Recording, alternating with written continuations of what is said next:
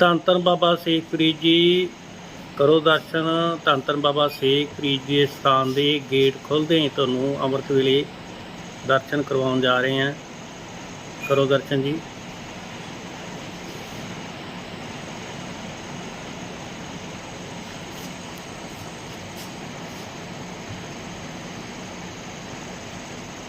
ਦੂਜੇ ਪਾਸੇ ਸੱਚਖੰਡ ਦੇ ਵਿੱਚ ਬਿਰਾਜਮਾਨ ਧੰਨ ਧੰਨ ਸ੍ਰੀ ਗੁਰੂ ਗ੍ਰੰਥ ਸਾਹਿਬ ਜੀ ਦੇ ਫਰੀਦ ਹਾਲ ਦੇ ਗੇਟ ਦੇ ਬਾਹਰ ਤੁਸੀਂ ਕਰੋ ਦਰਸ਼ਨ, ਕਰੋ ਹਾਜ਼ਰੀਆਂ।